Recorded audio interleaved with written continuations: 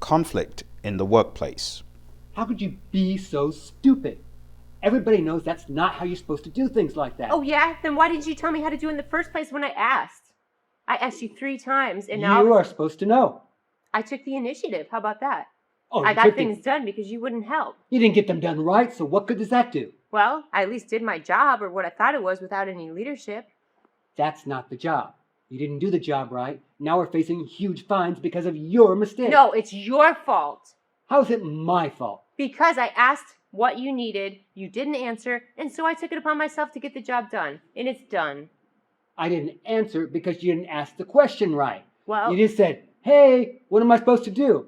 Well, what do I know I'm supposed to do? Maybe you're supposed to go to lunch. Give me some more information. Maybe I can give you a good answer. Well, why don't you try and be a better leader, and everything will work out just fine. You're an executive. You're supposed to lead. Well, I will now. Yeah, right. Way better job than you. We see this happen time and time again in various jobs, various walks of life. Today, we will explore conflict in the workplace. We will take a look at various opinions, various ideas from authors and bodies such as the PMI. So, why does conflict happen? Conflict happens when there are disagreements, when there are differences of opinions, and other things. So let's start off by answering the question, why does conflict happen? What triggers conflict? There are many triggers for conflict. Conflict could be as a result of work methods or issues, personality, attitude, power struggle, perceived unfairness, different values, different opinion, and other reasons. Now, when we take a look at conflict, it's important to realize that conflict is not primarily as a result of people's personalities and the differences between personalities. Could that cause conflict? It could, but that is not the underlying reason. The underlying reasons are things such as different work styles, different ideas of how things should be done in the company. These are the things that cause conflict. The PMI has documented this very well in the PMBOK guide in chapter 9, and some of you who are getting ready for the project management professional exam might have studied it. But there's more to be said about conflict. There will always be conflict. The secret is learning to manage it successfully. Doing so empowers you to take control of your life and career. Now, before I started studying conflict, I had an idea that people might want to win only for their selfish reasons. But when I began to study conflict, I began to realize there could be more to it than just people's wanting to win because they wanted to win or for their own selfish benefit. Did it ever occur to you that people might be in conflict because they truly, passionately believe that their stance, their idea is the best for the company? Not because they want anything from it, but they just want the best for the organization. So the way I started approaching conflict was to see the other party as being neutral, harmless, not against me, but to uphold an idea for the better good, the greater good of the company. So in my mind, coming into a conflict situation, we need to espouse the idea that man is not inherently evil, bad, always looking for contention, but we should perceive the other party as having equal right to their own view. That should be the underlying step whenever you come into a conflict situation.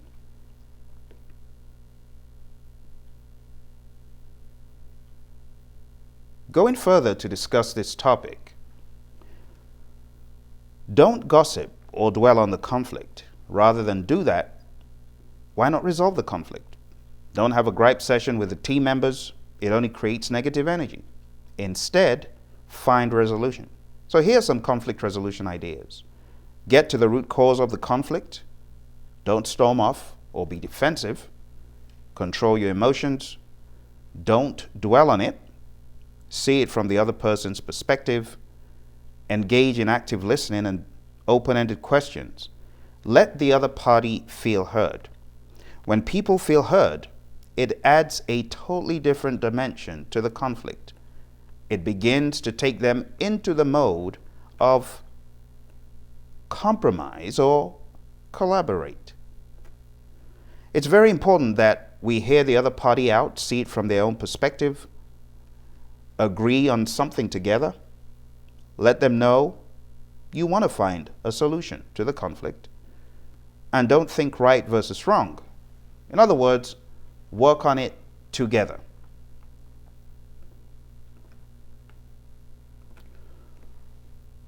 Another tip is to step away calmly, because when you're all hot-headed, it's not really any good going off on a tangent or raining abuse on the other person. So it's always better to step away calmly until we have absolute control of ourselves. Wait until the other person can hear you out. Don't assume the worst. And understand that different temperaments may warrant a different approach, and different situations could warrant a different approach. Don't forget to appeal to mutual self-interest and attack the problem, not the person. We call that confront. When you attack the problem and not the person, you are confronting. Going a step further, let's talk about the PMI's approach to conflict resolution in the 5 definitions that we have in the PMBOK guide. So if you have your PMBOK guide to hand, why don't you follow along? Let's take a look at these. This is on page 349 of the PMBOK guide, 6th edition. The first one that we see there is withdraw or avoid. And it states, retreating from an actual or potential conflict situation, postponing the issue to be better prepared to be resolved by others. So the key words that I have brought out for you here are retreat and postpone. Retreat and postpone. Let's zero in to that for a second.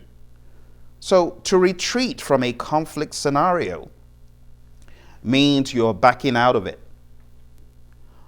But you may be backing out to come back again later on to deal with the conflict. So it may not be the end. It might just be the best approach for now. Now, there are many approaches and perspectives to conflict, and I would like to examine a few of these other definitions with you. This next definition is from Plunkett, Atten and Allen, one of my favorite management books. And under avoid, it states, sometimes avoidance is the best solution.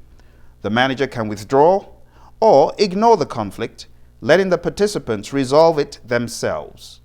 Avoidance is best when the conflict is trivial. The manager should use it simply because he or she does not want to deal with the problem. Letting the parties disagree may be the best course in disagreements, if disagreement results in no consequences. So think about it. You're driving down the freeway and someone cuts in front of you and upon that makes a very rude gesture. What do? Do you push pedal to metal and begin to pursue that individual? Or do you just realize, no big deal, I'll never see this person ever again, and ignore them? That may be a place to use the avoid strategy. I often say the avoid strategy can save your life. The next one in the PMBOK guide is smooth or accommodate. Smooth or accommodate is when we emphasize areas of agreement rather than different opinions. It involves conceding one's position to the needs of others to maintain harmony and relationships. Plunkett, Atten and Allen have this to say: when using the option called smoothing or accommodate, this is where we need to diplomatically acknowledge conflict, but downplay its importance. If there are no real issues to resolve, the approach may succeed in calming the parties. If there are real issues, however, this option will not work. So for very, very trivial, petty little things, we could use this approach: smooth or accommodate. In other words, you are the bigger person. You see it for what it is, triviality, and you concede your position, and you just let it go. To the other person, it might be a big deal. Maybe they're the kind of person who always likes to win, or maybe there's someone who might have the upper hand in a work relationship, and to you, it means nothing. And for the sake of that relationship between you and the other person, you just let it go. It's trivial. Have you ever had a boss who is very, very, very trivial? Sometimes you just got to let it go. It's petty. All right, I didn't shut the door. Fine. I'm sorry, move on. Concede. Okay? And that is when we use smooth.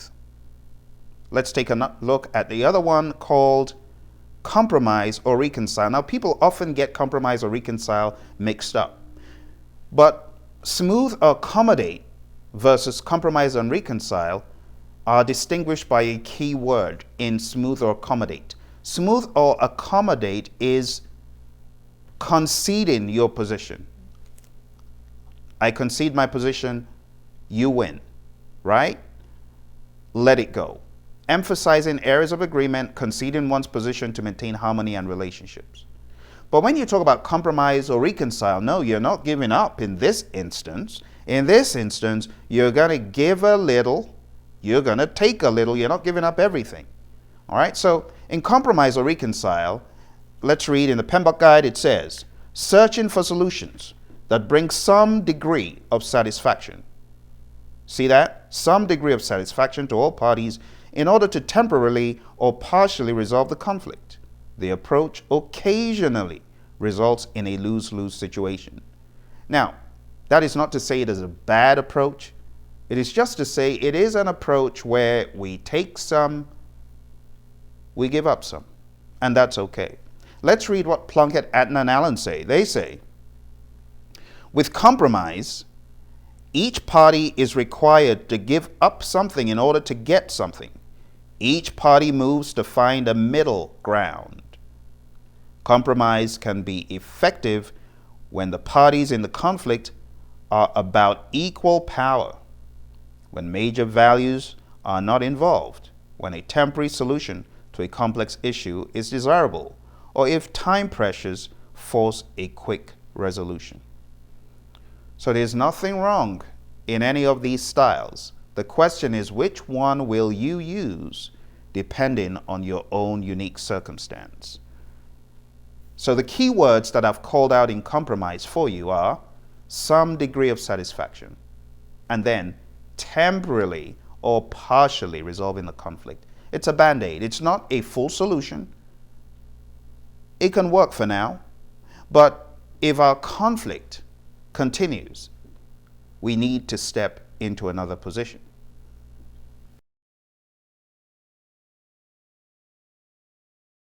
Page 349 in the PMBOK guide, and it reads, pushing one's viewpoint at the expense of others, offering only win-lose solutions, usually enforced through a power position to resolve an emergency. This approach often results in a win-lose situation. So think about it. You got military folks on the battlefield. That may be a place where you can force or direct for the good of that individual, for their own good. So force or direct has its own place. If the building's burning and someone's arguing about what they want to rescue or what they want to take, you could use a power position to force them out of the building for their own good before it collapses. Now that's a very extreme example, but you get the picture. The key words are pushing one's viewpoint, win-lose solutions, and usually enforced through a power position to resolve an emergency. So let's read. when we talk about this force or direct approach, it might at first come across as being negative until the individual looks in the rear view mirror and they realize, oh, you are actually doing this for me. This may not have been a bad thing. Well, thank you for saving my life, or thank you for thinking of me. So at first, it may come across as being negative, and it might still be negative for some people when they look back, but for others, they may see the other party as having made the right decision for that particular point in time. The final one here in the PMBOK guide, and I hope you can see it on the screen, it's collaborate or problem solve. Collaborate or problem solve is incorporating multiple viewpoints and insights from different perspectives. It requires a cooperative attitude and open dialogue that typically leads to consensus and commitment. This approach can result in a win-win situation. And that is PMI's perspective in the PMBOK guide. Collaborate or problem solve is multiple viewpoints, different perspectives, typically leads to consensus and commitment and can result in a win-win situation. What is the trouble with this? It takes time. But it is supposedly the best, the gold standard, if you will. But it may not be the best in every situation. You get what I'm saying? It's the best, but not necessarily the best in every situation. Now, to go a step further to help those who are really trying to master this, I want to give you some additional viewpoints about these 5 PMI approaches. And to do that, I would like to bring up a concept, which is the Thomas-Kilmann approach. It's known formally as the Thomas-Kilmann conflict mode instrument. So, looking at the screen here, you can see there are 4 quadrants, really. You can see a quadrant where there's a man with a white flag. He's running away. You can see the next quadrant up there. You see up there, there's a guy looking like a mobster who is taking no prisoners. He wants to satisfy his own needs, not the needs of others. And then to the extreme, you can see someone who looks like he's ready to spend some money, some time on discussing the conflict. And then down below, you see someone who's looking somewhat content, but there in the middle, you got someone who's like, 50-50, what should I do? Well, these all form the Thomas-Kilmann approach that we're going to take a look at, Thomas-Kilmann instrument. So let's start off with the X and the Y axis. Taking a look here, you can see we've got on the Y-axis assertiveness. How assertive are you in satisfying your own needs? On the X-axis, we have cooperation. How cooperative are you to satisfy the needs of someone else? If you take a look at these positions on the Y and the X-axis, you can actually plot the positions that the PMI speaks about in the PMBOK guide. So right in the middle is compromise or reconcile. It's 50-50. I'm right there in the middle. I'm being assertive, but not beyond the midpoint. I am not just thinking about my own needs. I'm also thinking about the needs of the other person. And for that reason, I will cooperate a little bit. So we'll kind of meet 50-50. I take some, you take some. It's not exactly what I would want ideally, but it temporarily, remember PMI's language, partially or temporarily resolve the conflict. And some people are fine with that. Now, the top left quadrant, you are assertive all the way. You are not taking any prisoners. You're not giving up. You are demanding. You're right there in force mode. And sometimes it's okay. In case of an emergency, or when you know that this is going to compromise the ideals of the company, compromise the ideals of the organization that you are associated with. Maybe it's a non-profit, maybe it's something else, but it's something that you passionately believe in and you cannot let it go. Force or direct. Now, in order to use force or direct, there needs to be a power position advantage. That is when force or direct is typically used. But could force or direct be used without a positional power advantage in terms of authority, position in the organization on the org chart? It can. If someone has a louder voice and they're able to overpower you, not necessarily physically, but in a battle of wills and being vocal, they could try to bully you into using a force or direct approach. The question is, will you let them? See, we all have different conflict resolution bearings. Sometimes we might just want to give up more than often. Other times we might be aggressive more than not, you see.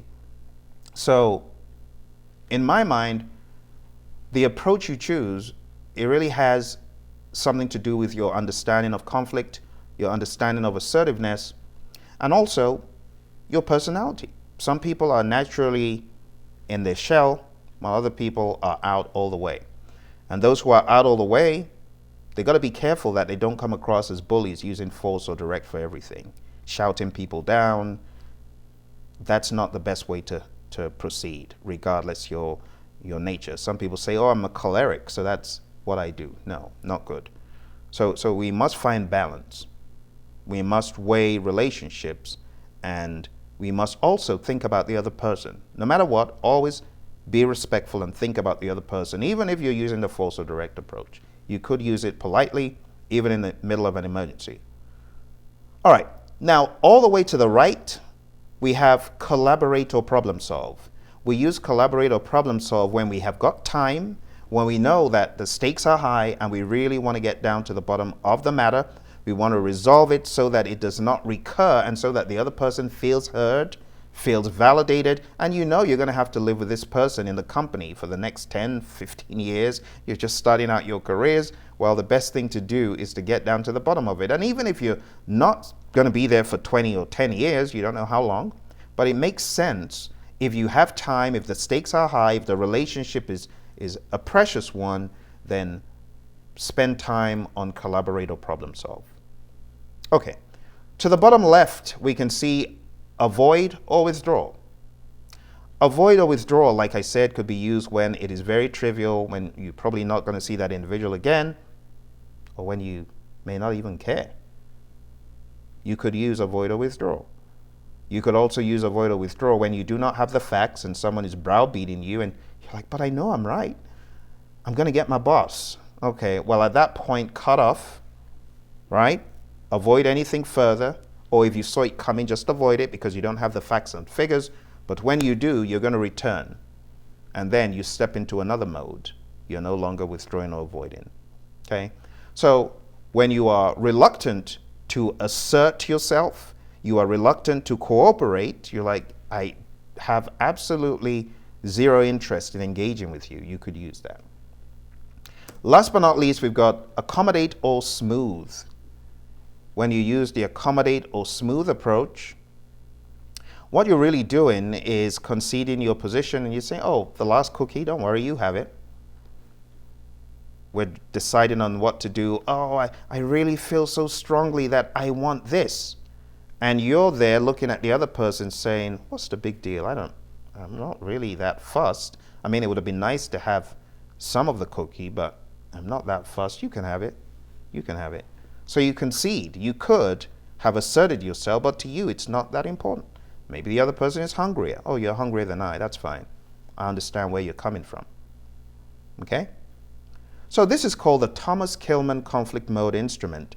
Now, in the actual instrument, the terms used for these 4 quadrants and the one in the middle is a little bit different, but the overarching idea is the same for these 5.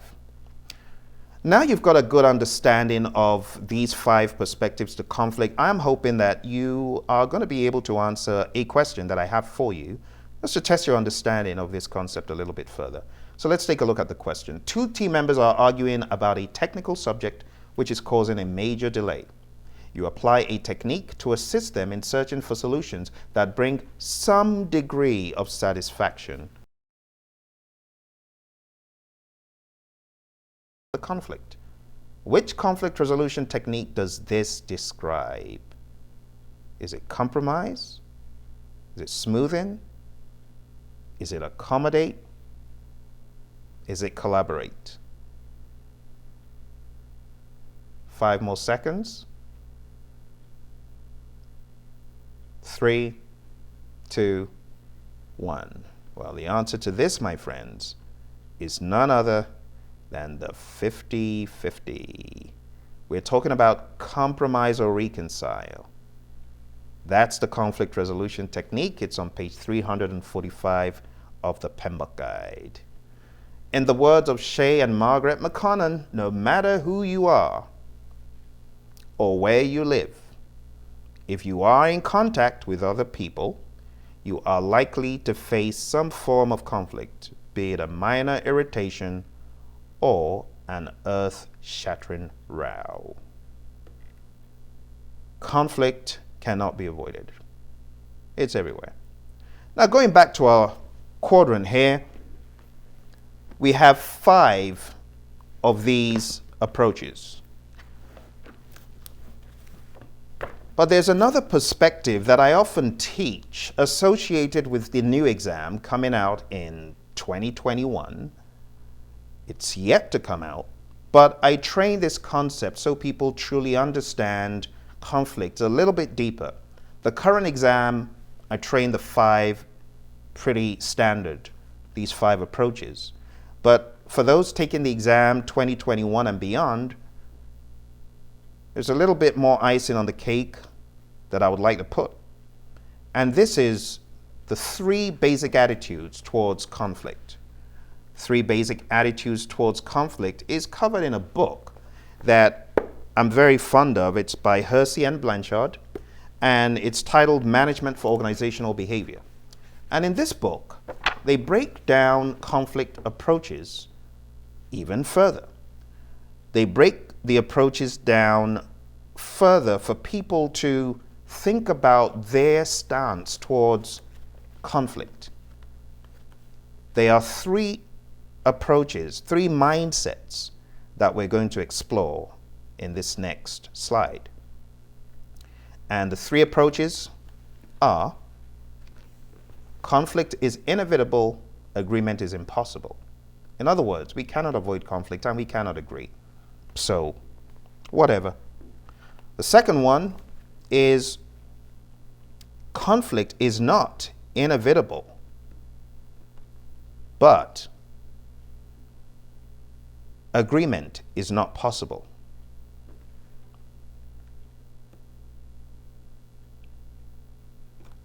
The third one, although there is conflict, agreement is possible. So the first one says conflict's going to happen. The second one says conflict could be somewhat avoidable. And the third one says no matter what happens, yeah, there's conflict, but it's possible to agree. And depending on our perspective to conflict, whether we choose 1, 2, or 3, there is a way we approach it, whether we think it's solvable or not. So let's take a look at the very first one, right up here. Conflict is inevitable, agreement is impossible. I'll just read from the book. It says, according to Blake, Shepard, and Mouton, I've covered these folks on the channel before. You might find a video on the Blake and Mouton model of management. There are 3 attitudinal sets or basic assumptions that people can have towards intergroup conflict. 1, conflict is inevitable, agreement is impossible. 2, conflict is not inevitable, yet agreement is impossible. And 3, although there's conflict, agreement is possible. These attitudinal sets will lead to predictable behavior depending on the way the people involved see the stakes. So in other words, depending on how you see the stakes, you will react. So, for someone who thinks conflict cannot be avoided and we cannot agree, there could be a win-lose power struggle, or you might choose third-party intervention because you have a poor disposition towards it, or you might just leave it up to fate. The second category, which you can see here in blue, conflict is not inevitable. We can't avoid it, but we can't agree. You might withdraw to avoid it. Remember, you are thinking, it's not inevitable, I can avoid it. So you withdraw, or you go into isolation. You might choose to isolate yourself. I do not want to discuss, I do not want any part of this. Or you might be indifferent or feign ignorance about the conflict. The final perspective here, as you can see, is although there is conflict, agreement is possible. So these folks do more than avoid, right? They could problem solve if they've got enough time to, or they could split the difference using the compromise technique that I showed you. Bargaining, mediation, these are terms that we use when in formal conflict across companies or maybe even individuals. There could be compromise, there could be bargaining, there could be mediation. We could also decide on using some form of alternative dispute resolution that is not included here. And last but not least, we have peaceful coexistence, smoothing it over. So if you have an attitude of, I hate conflict, I want to ignore it and act like it isn't there, you might choose one of the first two columns, right? Either you shout the person down and there's a win-lose power struggle, in other words, direct, like over here, and I'll just circle it, but right here, this is a force or direct mindset. See? Over here, this is withdraw or avoid. Going into isolation is withdraw or avoid. Being indifferent, that's very similar to being in denial, withdraw or avoid. So force or direct, withdraw or avoid, it really depends. Now, I'm not saying everyone who uses force or direct is ignorant. No, sometimes people use force or direct, know what they're doing, and it's a good judgment call. But typically, these are the mindsets. And of course, the last column, those that help people at least to some degree, solve the conflict and live peaceably. To call it that, they take one of those routes. Okay, so I hope this has given you some greater perspectives, to put some meat on the bone, because the PMBOK guide, it presents the 5, but there's no discussion about the Thomas-Kilmann model at all. And I feel that the Thomas-Kilmann model can help you think about why people do what they do. Are they being more assertive? Are they being more cooperative? And when you should use it. Is it something you can just let slide? Or is it something that you really have to grind down because of your beliefs or because of what is at stake? All right? Is it fair if I ask you one more question? You ready for one more? Let's do one more question. This will be our final question. You guys have been awesome. It's going on about 30 minutes. We've been talking about nothing but conflict. By the time we're done, you're going to be ready to dismantle this exam, I tell you. Well, let's go to our question, which is again from the Project Management Body of Knowledge Guide. And this one is, you are a manager in an organization using a direct approach in a conflict situation. For which reason should the force or direct conflict resolution strategy be used? You got this. I know you got it. You're all over it. Go for it. 5 more seconds. 3, 2, 1. Thank you very much. All right. So the answer to this, my friends, if you read in the PMBOK guide, you will remember that force or direct, it states, pushing one's viewpoint at the expense of others, offering only win-lose solutions, usually enforced through a power position to resolve an emergency, page 349. So the answer to this is, of course, to resolve an emergency. Option C. So very well done. I hope this run-through of conflict management has been of help to you.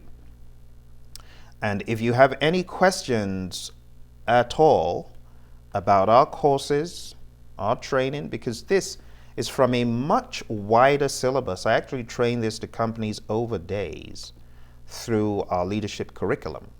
So if you have any questions about what I've shared, put a comment below, go on down to praizion.com and let us know how we can be of assistance. All right? Thank you all very much, and I hope as you work with your teams, you remember that people are not inherently bad. People just have different opinions and different ideas, mostly.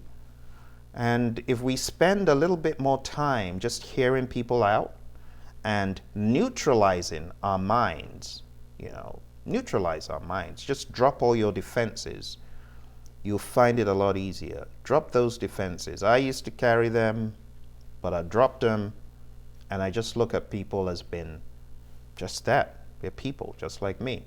It helps me be on the same plane and try to resolve whatever conflict. It really has helped my mindset. You do know that there's a mindset that man is inherently evil, man is inherently negative, but there's a mindset that believes people only are what they are because of how they are made to be by either the organization or the leader who leads them.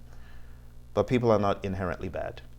Okay, thank you very much. I wish you all the best. Hey, those of you taking the PMP exam, you want to stay tuned to the channel because we're going to be breaking this book down again.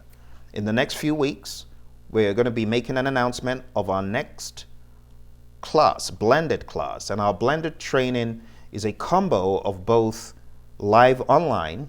I mean, with COVID, no one wants to go into a classroom anymore. Most people don't.